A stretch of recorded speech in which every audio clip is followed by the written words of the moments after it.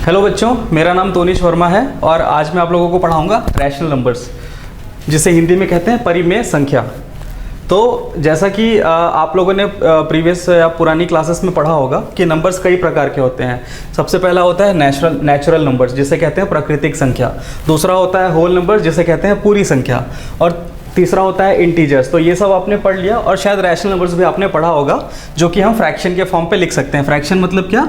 P/Q form पे जो लिखा जा सकता है उस हर नंबर को कहते हैं हम रैशनल नंबर्स। अब आते हैं कि रैशनल नंबर्स होता क्या है। कोई भी नंबर जिसे P/Q फॉर्म पे लिखा जा सके उसे हम कहते हैं रैशनल नंबर्स। फॉर एग्जाम्पल के रूप में मान लेते हैं कि 2/3। 2/3 होता है एक रैशनल नंबर, जिसका मतलब ये है कि किसी एक चीज़ को आपने 3 हिस्सों में बांटा और उसके 2 हिस्सों को आपने यूज़ किया और ये एक छोड़ दिया। तो ये टोटल नंबर ऑफ सेक्शंस इसमें है 1, 2 और 3। और क्योंकि आपने न्यूमरेटर में 2 लिखा है तो ये पूरा आपका हो गया 2/3। और एक दूसरा एग्जांपल लेते हैं कि हमारे पास 3 बच्चे हैं। हमने एक एप्पल का पीस काटा, उसके 3 हिस्से पे हमने काटा। अब किसी एक बच्चे को मैंने 2 हिस्से दे दिए, तो इसका मतलब ये हुआ कि 2/3 यानी कि 3 हिस्सों में से 2 हिस्से मैंने एक बच्चे को दे दिए।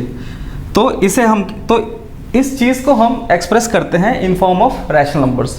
तो अब आपको समझ में आ गया कि रैशनल नंबर होता क्या है। जिसे P/Q फॉर्म पे लिखा। Q का मतलब होता है डिनोमिनेटर, जो नीचे में लिखा जाता है। P मतलब होता है न्यूमरेटर, जो कि आप यूज़ कर रहे हो। अब आते हैं इन रैशनल नंबर्स का उपयोग क्या है, इनकी प्रॉपर्टीज़ क्या है और इसे हम कैसे यूज़ कर सकते हैं अलग अलग प्रॉब्लम्स को सॉल्व करने के लिए। अब जैसा कि आप समझ चुके हैं कि रैशनल नंबर होता क्या है या परिमेय संख्या होती क्या है, तो अब आते हैं इसके गुणों की ओर। और इसके गुण हम इसके यूज़ के हिसाब से डिसाइड करते हैं कि जैसे कि जब हमें इसका जोड़ करना है या एडिशन करना है, तो इसके कुछ गुण होते हैं या प्रॉपर्टीज़ होती हैं जिन्हें हमें जानना चाहिए। तो सबसे पहले समझते हैं कि रैशनल नंबर या प्रतिमेय संख्या का जोड़ करते कैसे हैं। तो सबसे पहले एक एग्जांपल लेते हैं, जिसमें सबसे पहले हम मान लेते हैं कि 3/5 एक रैशनल नंबर है, प्लस दूसरा रैशनल नंबर है हमारा 1/3। अब इसको फिजिकली हम कैसे दिखा सकते हैं ये हम समझते हैं। मान लीजिए कि 5 हिस्से हैं किसी चीज़ के और 3/5 ये बताता है कि हम उस चीज़ के 3 हिस्सों को हमने ले लिया। तो 3/5 ये हो गया। उसी तरीके से 1/3 का मतलब ये है कि किसी चीज़ के 3 टुकड़े हुए, उसमें से एक टुकड़ा हमने सेलेक्ट किया, विच मीन्स कि 1/3। अब हमें जब इन दोनों को ऐड करना होता है या इनका जोड़ करना होता है, तो हमें इस मेथड को कहते हैं कॉमन डिनोमिनेटर मेथड। जिसका मतलब ये है कि जो P/Q फॉर्म में हमने नंबर लिखा, जैसे कि 3/5 या 1/3, इसमें जो डिनोमिनेटर है, इसमें है 5 और इसमें है 3, इसे हमें एक कॉमन प्लेटफॉर्म पे लाना पड़ेगा। तो कॉमन प्लेटफॉर्म पे लाने के लिए आप इन दोनों डिनोमिनेटर को मल्टीप्लाई कर सकते हैं। मल्टीप्लाई किस तरीके से करेंगे? 5 × 3 हो गया 15। क्योंकि आपने इस फ्रैक्शन में 5 को 3 से मल्टीप्लाई किया, तो आपको न्यूमरेटर में भी 3 से मल्टीप्लाई करने पड़ेगा, यानी कि 3 × 3 इज़ 9। उसी तरीके से 1 के साथ 5 मल्टीप्लाई करेंगे तो आएगा 5, और ये आपका फ्रैक्शन हो गया 14/15। अब इसको फिजिकली कैसे समझ सकते हैं? अब हम इस चीज़ के 15 हिस्से करेंगे।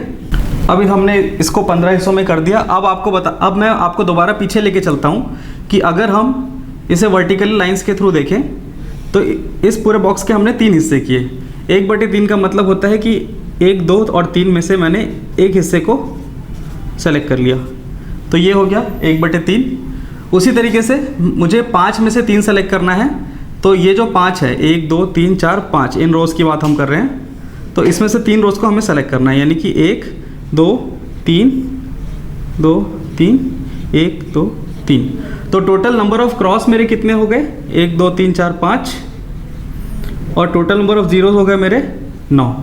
इन दोनों को ऐड किया तो आपको मिल गया 14। 15 में से 14। तो इस तरीके से इसका होता है एडिशन। अब हमने समझ गया कि हमें इसका एडिशन करना कैसे है। अब एडिशन करते वक्त इसकी कुछ प्रॉपर्टीज़ होती हैं या गुण होते हैं। सबसे पहले हम कहते हैं क्लोजर प्रॉपर्टी या समृद्ध गुण। क्लोजर प्रॉपर्टी का मतलब ये होता है कि जब आप किसी दो रैशनल नंबर को ऐड करेंगे, वापस हम उसी एग्जांपल में चलते हैं। किसी दो नंबर को जब आप ऐड करेंगे, जैसा कि मैं आपको यहाँ पे करके दिखाता हूँ, तो यहाँ पे 15 हो गया, 3 और 5 का गुणा किया 15 आया, 5 × 1 = 5, 3 × 2 = 6, ये आया आपका 11/15। अब इस चीज़ को आप ये समझिए कि 1/3 एक रैशनल नंबर था, 2/3 भी एक रैशनल नंबर था, और जो इनका रिजल्ट आया एडिशन होके 11/15, ये भी एक रैशनल नंबर है। एक और एग्जांपल लेते हैं, 2/3 + 5/2, इसका क्या आएगा 6, 3 × 2 6, 2 2 = 4, 3 5 = 15, ये आपका आ गया 19/6। ये क्या है, ये भी एक रैशनल नंबर है। तो क्लोजर प्रॉपर्टी या समृद्ध गुण आपको ये बताता है कि किसी भी दो रैशनल नंबर का जब हम जोड़ करते हैं, एडिशन करते हैं, तो जो रिजल्ट आता है वो भी एक रैशनल नंबर ही होता है। ठीक है, तो क्लोजर प्रॉपर्टी का मतलब आपने समझा कि किसी भी दो रैशनल नंबर को जोड़ने से हमें जो रिजल्ट मिलता है वो भी एक रैशनल नंबर होता है। अब आते हैं अगली प्रॉपर्टी की तरफ। अगली प्रॉपर्टी है कम्यूटेटिव प्रॉपर्टी। कम्यूटेटिव प्रॉपर्टी का नॉर्मल मीनिंग ये है कि अगर मैं 2 + 3 करूं, जिसका मतलब होता है 5, और जब मैं 3 + 2 करूं, जस्ट मैंने इसका सीक्वेंस उल्टा कर दिया, पोजीशन मैंने चेंज कर दी, तो भी वो आता है 5। तो कम्यूटेटिव प्रॉपर्टी ये बताती है, या क्रम विनिमय गुण ये बताता है कि संख्या का पोजीशन मैटर नहीं करता है, रिजल्ट हमेशा सेम ही होता है। तो क्या रैशनल नंबर्स भी ये प्रॉपर्टी फॉलो करते हैं? आइए एक एग्जांपल से समझते हैं। एग्जांपल लेते हैं, 2/3 + 5/2, इसका आंसर क्या आएगा? कॉमन लिया डिनोमिनेटर, 3 2 = 6 हुआ, 2 2 = 4 + 15, इसका आंसर आ गया आपका 19/6।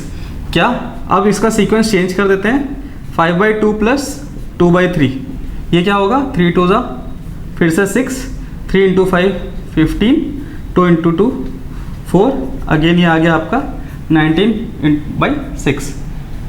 तो इससे समझ में आता है कि हमारा रैशनल नंबर भी कम्यूटेटिव प्रॉपर्टी या क्रम विनिमय गुण को फॉलो करता है। अब आते हैं तीसरी प्रॉपर्टी की तरफ। इसे कहते हैं एसोसिएटिव प्रॉपर्टी या सहचार्य गुण। इसका मतलब ये है कि जब आप मान लीजिए कि आप 3 नंबर्स लेते हैं, 2 + 5 + 3, इसको आपने ऐड किया, 2 + 5 हो गया 7, 7 + 3 हो गया 10।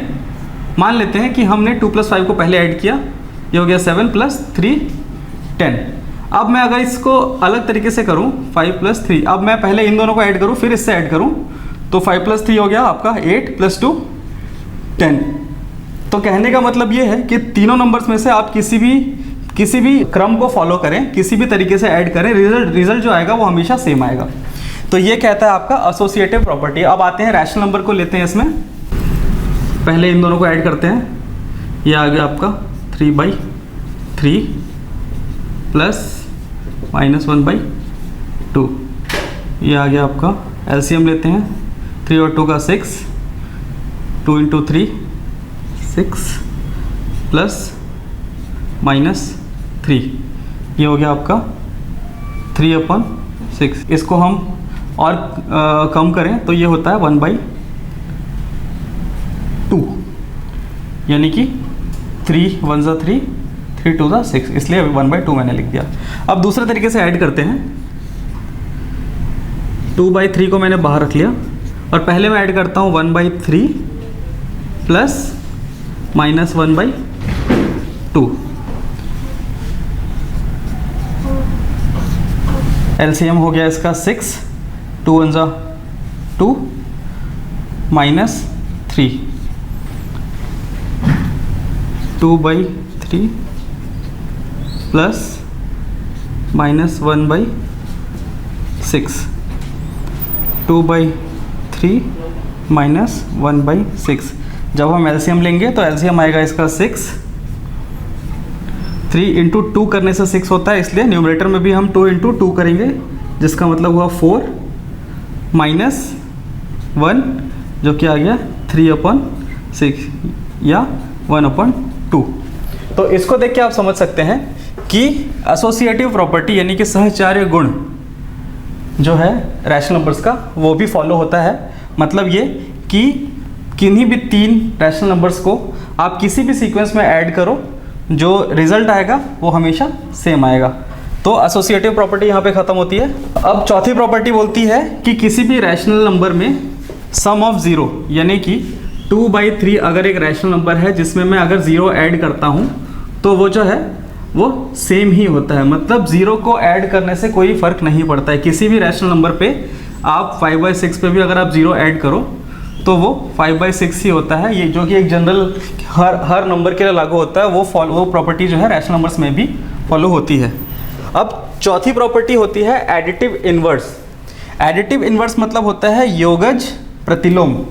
प्रतिलोम का मतलब ये है कि मान लीजिए कि 2/5 एक रैशनल नंबर है जैसे, तो इसका योगज प्रतिलोम होगा -2/5।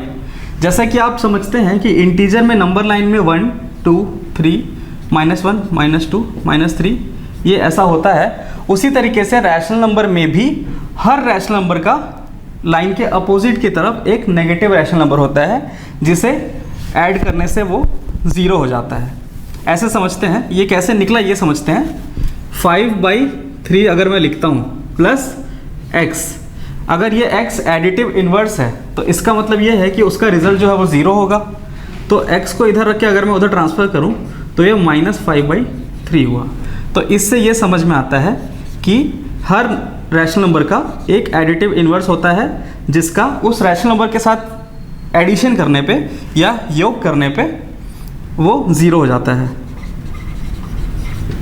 तो ये आ गया आपका एडिटिव इन्वर्स प्रॉपर्टी। अब जोड़ के बाद यानी कि एडिशन के बाद अब हम आते हैं सब्ट्रैक्शन की ओर या घटाव की ओर। अब किसी भी रैशनल नंबर मान लेते हैं कि 1/3 और दूसरा हो गया -3/8। अब हमें 1/3 से 3/8 को माइनस करना है या घटाना है, तो इसका रिजल्ट क्या आएगा। सबसे पहले ले लेते हैं एलसीएम। 3 8 ज़ा 24, ऊपर आ गया 8 × 1 8 -3 3 ज़ा 9, यानी कि इसका रिजल्ट आया आपका -1/24। 8 1 ज़ा 8, 3 3 ज़ा 9, 8 - 9, 3 8 ज़ा 24। ठीक है, तो क्या -1/24 एक रैशनल नंबर है? बिल्कुल है।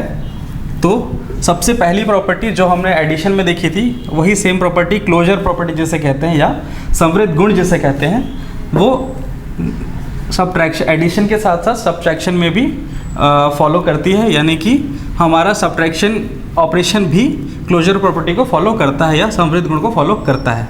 यानी इसका मतलब ये है कि अगर आप किन्हीं भी 2 रैशनल नंबर को आपस में सब्ट्रैक्ट करते हैं तो जो रिज़ल्ट आता है वो भी एक रैशनल नंबर ही होता है। अब आते हैं सेकंड प्रॉपर्टी जो है कम्यूटेटिव प्रॉपर्टी या क्रम विनिमेय गुण। फिर से एग्जाम्पल लेते हैं। 3/8 -2/4 कर लेते हैं। इसका एलसीएम आ गया 8, यानी कि 3 - 4 2 ज़ा 8 होता है, इसलिए 2 2 ज़ा 4। इसका रिजल्ट आ रहा है -1/8। अब कम्यूटेटिव प्रॉपर्टी का मतलब ये होता है कि हमें ये दो जो रैशनल नंबर्स हैं जिन्हें हम माइनस कर रहे हैं, अगर हम इनका सीक्वेंस चेंज कर देते हैं, यानी कि 3/8 - 2/4 से हम अगर इसे 2/4 - 3/8 करते हैं तो क्या रिजल्ट सेम आता है? देखते हैं अभी। 8 ये अगेन 4, एलसीएम हो गया 8। 4 × 2 करने से 8 आता है, इसलिए न्यूमरेटर में भी हम 2 से मल्टीप्लाई करेंगे, यानी कि 2 2 ज़ा 4 -3, ये आ गया आपका 1/8। पहले केस में हमारा रिजल्ट आया था -1/8, सेकेंड केस में हमारा रिजल्ट आ रहा है 1/8। तो क्या -1/8 इक्वल है 1/8 के? नहीं है। तो इसका मतलब ये हुआ कि सब्ट्रैक्शन ऑपरेशन के दौरान कम्यूटेटिव प्रॉपर्टी या क्रम विनिमेय गुण ये फॉलो नहीं करती है, ये सब्ट्रैक्शन में लागू नहीं होता है। ठीक है, तो ये चीज़ आपको समझ में आई। अब आते हैं एसोसिएटिव प्रॉपर्टी की ओर। क्या सब्ट्रैक्शन करते वक्त एसोसिएटिव प्रॉपर्टी यानी कि सहचार्य गुण फॉलो होता है? एक एग्जांपल से समझते हैं। हमारे पास 3 नंबर है, 1/3, 2/8 और 4/3। इन तीनों नंबर को हम पहले अलग अलग सीक्वेंस में सब्ट्रैक्ट करेंगे। सबसे पहले 1/3 माइनस हम 2/8 किया और उसके बाद हम जो रिज़ल्ट आएगा उसे 4/3 उसमें से सब्ट्रैक्ट करेंगे। तो क्या रिज़ल्ट आता है ये देखते हैं। 3 × 8 24, 8 1 = 8, 3 2 = 6, 8 - 6 हो गया आपका 2/24 यहाँ पे आ गया, माइनस 4/2 यहाँ से आया। अब इसका अगेन एलसीएम लेंगे, 24 एलसीएम आया, ये रह गया 2 × 24 करने के लिए हमें 12 मल्टीप्लाई करना पड़ता है, इसीलिए 12 4 = 48, 2 - 48 यानी कि -46/24, जो कि लास्ट में आएगा -23/12। तो पहली सीक्वेंस का रिजल्ट आया -23/12। अगला सीक्वेंस देखते हैं। पहले हमें इन दोनों को सब्ट्रैक्ट करना है, फिर उसका जो भी रिजल्ट आएगा उसे हम 1/3 से सब्ट्रैक्ट करेंगे। तो इसका रिजल्ट आ रहा है आपका -26/24 और 1/3 से जब हम -26/24 का रिजल्ट यानी कि 13/12 को सब्ट्रैक्ट करेंगे तो क्योंकि ये माइनस और माइनस है ये ऐड हो जाएगा, 1/3 प्लस 13/12 जिसका रिजल्ट आ रहा है 12 और ये हो गया एलसीएम की वजह से 4 + 13 ये आ गया 17/12। तो क्या ये और ये सेम है? ये नहीं है। इसका मतलब ये है कि हमारा रैशनल नंबर सब्ट्रैक्शन करते वक्त एसोसिएटिव प्रॉपर्टी यानी कि सहचार्य गुण को फॉलो नहीं करता है। तो सहचार्य गुण फॉलो नहीं हुआ, कम्यूटेटिव प्रॉपर्टी फॉलो नहीं होती है, क्लोजर प्रॉपर्टी फॉलो होती है। और आखिरी पॉइंट ये है कि किसी भी रैशनल नंबर से यानी कि 2/3 माइनस 0, किसी भी रैशनल नंबर से अगर हम 0 को घटाएं या माइनस करें तो उस रैशनल नंबर पे कोई असर नहीं पड़ता, यानी कि 2/3 - 0 2/3 ही होता है। अगर ये एक नेगेटिव नंबर हो -2/6 तो -0 करने से ये अगेन -2/6 ही होता है। यानी कि जैसा कि हमने एडिशन में देखा था, किसी भी रैशनल नंबर पे जब हम 0 ऐड करते हैं तो वो रैशनल नंबर सेम होता है, उससे कोई फ़र्क नहीं पड़ता। उसी तरीके से किसी भी रैशनल नंबर पे जब हम 0 माइनस करते हैं, घटाते हैं, तो भी उस रैशनल नंबर पे कोई बदलाव नहीं होता है। तो अब हमें समझ में आया कि सब्ट्रैक्शन करते वक्त एक क्लोजर प्रॉपर्टी फॉलो होती है, कम्यूटेटिव प्रॉपर्टी फॉलो नहीं होती है, एसोसिएटिव भी फॉलो नहीं होती है, और 0 जो है वो सेम होता है। ये सेम एज एडिशन है। एडिशन करते वक्त जो रिज़ल्ट ये देता है उसी तरीके से 0 को जब हम सब्ट्रैक्ट करते हैं किसी भी रैशनल नंबर से तो वो रैशनल नंबर में कोई चेंज नहीं आता है। तो अभी हमने देखा एडिशन और सब्ट्रैक्शन ऑफ रैशनल नंबर्स। ठीक है,